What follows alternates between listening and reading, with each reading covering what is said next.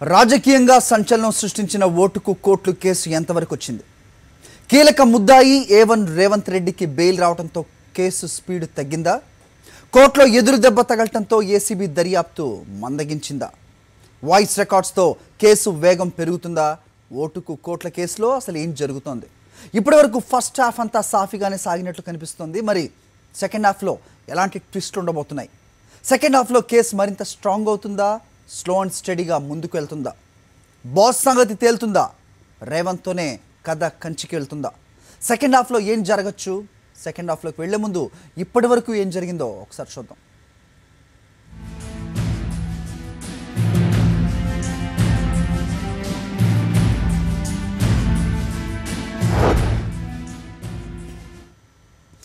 తెల్లారితే ఎమ్మెల్సీ ఎన్నికలు సజావుగా సవ్యంగా నిర్వహించేందుకు ఎన్నికల సంఘం అన్ని ఏర్పాట్లు చేసింది. ఎమ్మెల్సీ ఎన్నికల్లో ఓట్లేయాల్సింది ఎమ్మెల్యేలు. మే 31న సడన్గా ఓ సంచలన ఘటన, ప్రజాస్వామ్యవాదులంతా నివ్వెరపోయే సంఘటన.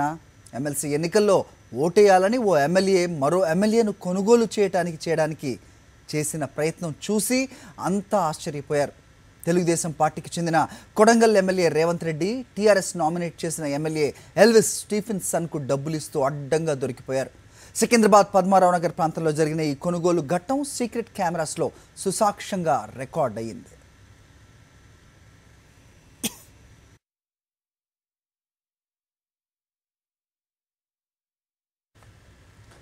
$50 లక్షల నగదునిస్తూ అడ్డంగా దొరికిపోయిన ఎమ్మెల్యే రేవంత్ రెడ్డి వెనుక మరో ఇద్దరు కూడా ఉన్నారు. రెడ్ హ్యాండెడ్గా పట్టుబడిన టీడీపీ ఎమ్మెల్యే రేవంత్ రెడ్డిని ఆయనకు సహకరించిన ఉదయ్ సింహ, హ్యారీ సెబాస్టియన్ను ఏసీబీ అధికారులు అదే రోజు అరెస్ట్ చేశారు. కోర్టు అనుమతితో ఎమ్మెల్సీ ఎన్నికల్లో ఓటేసిన రేవంత్ రెడ్డిని ఏసీబీ అధికారులు చెంచల్గూడ జైలుకు తరలించారు. ఆ మరుసటి రోజు కోర్టు అనుమతితో రేవంత్ రెడ్డిని ఆయనకు సహకరించిన ఇద్దరిని చర్లపల్లి జైలుకు తరలించారు.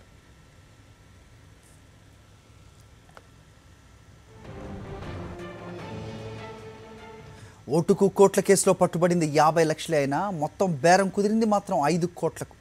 ఈ వ్యవహారం వెనక సూత్రధారు ఎవరి ఆదేశాల మేరకు రేవంత్ రెడ్డి బేరం కుదిర్చే ప్రయత్నం చేశారనేది కూపీ లాగేందుకు రేవంత్ రెడ్డిని కస్టడీ కోరుతూ ఏసీబీ కోర్టును ఆశ్రయించింది. ఏసీబీ వాదనలో సమంజసంగా భావించిన న్యాయస్థానం రేవంత్ రెడ్డిని 4 రోజుల పాటు కస్టడీకి అప్పగించింది. రేవంత్ రెడ్డిని ఏసీబీ అధికారులు ప్రశ్నిస్తున్న సమయంలోనే జూన్ 7న మరో సంచలనం చోటు చేసుకుంది. చంద్రబాబుదని చెప్తున్న ఆడియో వెలుగు చూసింది. నామినేటెడ్ ఎమ్మెల్యే స్టీఫెన్సన్తో చంద్రబాబు మాట్లాడినట్లుగా ఉన్న ఆడియో టేప్ టీవీ ఛానల్లో మారుమోగిపోయింది. మన వాళ్ళు బ్రీఫ్డ్ మీ అనే మాట సోషల్ మీడియాలో చెలరేగిపోయింది.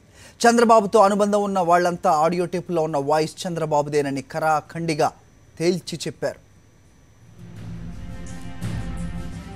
బాబు garu hello sir, good evening sir. Good evening. How are you? Fine, thank you.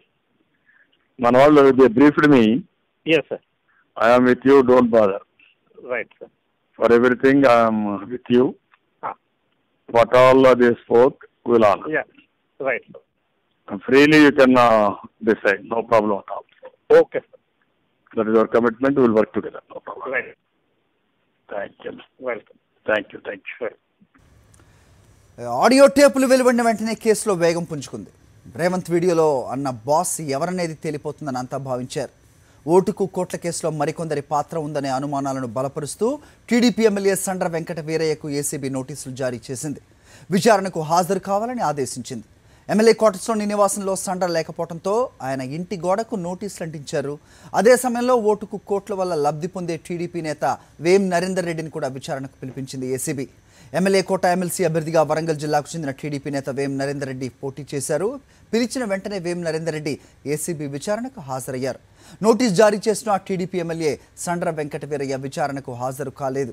ACB ఇచ్చిన 2 రోజుల గడువు మరి కాసేపట్లో ముగుస్తుందనగా అనారోగ్య కారణంగా విచారణకు హాజరు కాలేకపోతున్నానని సండ్ర వెంకట వీరయ్య లేఖ పంపారు. 10 రోజుల వరకు తాను రాలేనని లేఖలో రాశారు సండ్ర వెంకట వీరయ్య.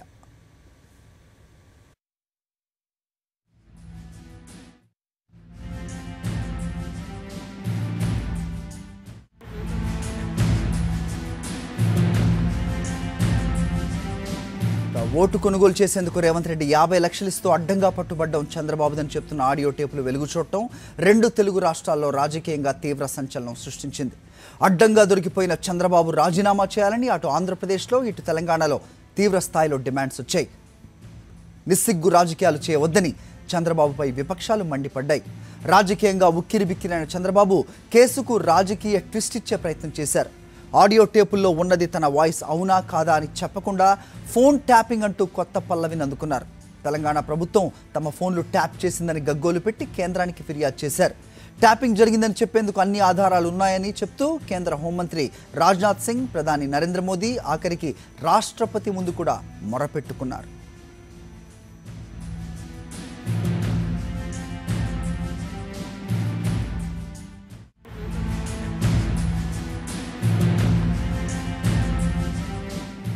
ఫోన్ ట్యాపింగ్ అంటూ ఢిల్లీ వరకు వెళ్లి గగ్గోలు పెట్టినా వర్కౌట్ అవ్వకపోవడంతో మొత్తం వివాదాన్ని రెండు రాష్ట్రాల మధ్య సమస్యగా మార్చేందుకు తెలుగుదేశం నేతలు భారీగానే స్కెచ్ గీశారు. హైదరాబాద్ ఉమ్మడి రాజధాని అని సెక్షన్ 8ను అమలు చేయాలని వితండవాదం మొదలుపెట్టారు. అంతేకాదు హైదరాబాద్లో ఉంటున్న ఆంధ్రప్రదేశ్ వాసులకు రక్షణ లేకుండా పోయిందని ఏపీ మంత్రులు పోటీ పడి మరీ ప్రకటనల మీద ప్రకటనలు చేశారు. హైదరాబాద్లో మా వాళ్ల రక్షణ కోసం పోలీస్ స్టేషన్లు ఏర్పాటు చేస్తామని కనీ విని ఎరగని రీతిలో రాజ్యాంగ ధిక్కార స్వరాలు వినిపించారు. ఇదే అదనుగా గవర్నర్పై వ్యక్తిగత దూషణలు, విమర్శలు తీవ్రతరం చేశారు టీడీపీ మంత్రులు.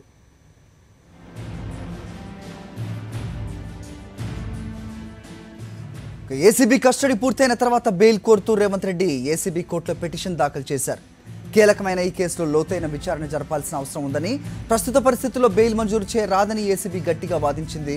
ఏసీబీ వాదన పరిగణలోకి తీసుకున్న న్యాయస్థానం ప్రజాస్వామ్యాన్ని అపహాస్యం చేసిన ఈ కేసులో బెయిల్ మంజూరు చేయలేమని స్పష్టం చేసింది. ఈ క్రమంలోనే కేసులో కీలకమైన టేపుల నిర్ధారణ కోసం కోర్టు వాటిని ఫోరెన్సిక్ ల్యాబ్కు పంపింది. ఎమ్మెల్యేను కొనుగోలు చేసే ప్రయత్నంలో ఈ టేపులు కీలకం కాబోతున్నాయి.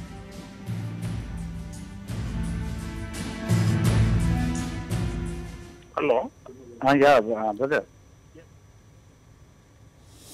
ఓటుకు కోట్ల కేసు ఏమాత్రం బలహీనపడలేదని అంటున్నారు అదనపు పబ్లిక్ ప్రాసిక్యూటర్ అరుణ్ కుమార్. ఈ కేసులో ఇప్పటి వరకు దొరికిన ఆధారాలు, దర్యాప్తును బట్టి ఈ కేసులో దోషులకు ఖచ్చితంగా శిక్ష పడుతుందని ఆయన బల్లగుద్ది మరీ చెప్పారు. ముఖ్యంగా అందరూ తెలుసుకోవాల్సిన విషయం ఏంటంటే, డబ్బులు తీసుకోవడం, లంచం తీసుకోవడం నేరమా కాదా, డబ్బులు ఇవ్వడం, లంచం ఇవ్వజూపడం కూడా నేరమా కాదా? స్పష్టంగా మన చట్టాల్లో స్పష్టంగా ఉంది. లంచం ఇవ్వజూపడం ఖచ్చితంగా నేరం. అది సెక్షన్ 12 కింద వస్తుంది. ఇందులో రెడ్ హ్యాండెడ్గా అక్యూజ్డ్స్ ఎవరైతే ముద్దాయిలు రేవంత్ రెడ్డి, సెబాస్టియన్, ఉదయసింహ, వీళ్ళు రెడ్ హ్యాండెడ్గా స్పాట్లోనే పట్టుబడడం జరిగింది. 50 లక్షల రూపాయల రికవరీ దొరకడం జరిగింది. ఇంకా దానికి సంబంధించి 4.5 కోట్ల రూపాయలు రికవరీ చేయవలసి ఉంది. ఈ మొత్తం డబ్బు ఎక్కడి నుంచి వచ్చింది, ఏదైనా ప్రాజెక్టుకు సంబంధించిన కేటాయింపుల్లో భాగంగా వచ్చిందా, లేదంటే ప్రైవేట్ వ్యక్తుల అకౌంట్స్ నుంచి వచ్చిందా అనేది పూర్తిస్థాయి దర్యాప్తు జరుగుతుంది. దానికి సంబంధించి బాస్ అనే వ్యక్తి యొక్క ఆడియో టేప్కు సంబంధించిన డీటెయిల్స్ కూడా, ఫోరెన్సిక్ ల్యాబ్కు సంబంధించిన డీటెయిల్స్ కూడా ఏసీబీ కోర్టుకు రావడం జరిగింది. ఏసీబీ కోర్టు పరిగణలోకి తీసుకున్న తర్వాత ఈ రిపోర్ట్స్ అన్నింటినీ కూడా ఇంకా ఎవరైనా వ్యక్తులు ఇందులో ఇన్వాల్వ్ అయి ఉంటే, ఆ బాస్ అనే వ్యక్తి ఎవరైనా ముందు నిగ్గు తేల్చినట్టయితే నిఘా సంస్థ ACB, anti corruption bureau Telangana, దాని మీద నోటీసులే కాకుండా అరెస్టులకు కూడా వెళ్ళవచ్చు. ఈ కేసుకు సంబంధించి ఎట్లాంటి ఆగిపోవడం కానీ, ఇన్వెస్టిగేషన్ అనేది దెబ్బతినడం కానీ ఎట్లాంటివి కూడా జరగదు. ఇది బలమైన కేసు.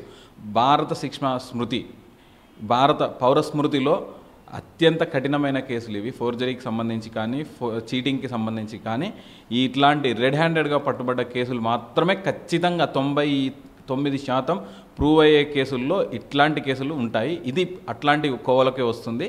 ఖచ్చితంగా శిక్ష పడే కేసు ఇది. ఇన్వెస్టిగేషన్లో భాగంగా అకౌంట్స్ ట్రాన్సాక్షన్కు సంబంధించి అవి ఏ వ్యక్తులు, ఎంత స్థాయి వ్యక్తులైనా సరే, పార్లమెంటు సభ్యులైనా కావచ్చు, కేంద్ర మంత్రులైనా కావచ్చు, లేకపోతే పక్క రాష్ట్ర ముఖ్యమంత్రి ఇన్వాల్వ్మెంట్ ఉంటే దాని గ్రావిటీని బట్టి, ఆ కేసు యొక్క తీవ్రతను బట్టి A1గా వేరే వ్యక్తిని తీసుకోవాలని ఏసీబీ తలంచితే డిస్క్రిషనరీ అథారిటీ, ఇక్కడ ఇన్వెస్టిగేషన్ అనేది డిస్క్రిషనరీ అథారిటీ, వాళ్ళ విచక్షణను పూర్తిగా ఉపయోగించి ఇప్పటిదాకా A1గా ఉన్న వ్యక్తిని A2 A3గా మార్చి కొత్తగా వచ్చే వ్యక్తులను A1గా కూడా యాడ్ చేసే అవకాశం ఉంది. ఇంకొక కోణం ఏదైనా ప్రభుత్వాన్ని కూలదోసే కుట్ర ఇందులో ఉంది అని చెప్పినప్పుడు ప్రభుత్వాన్ని కూలదోసే కుట్ర ఏదైనా ఆ కోణం కూడా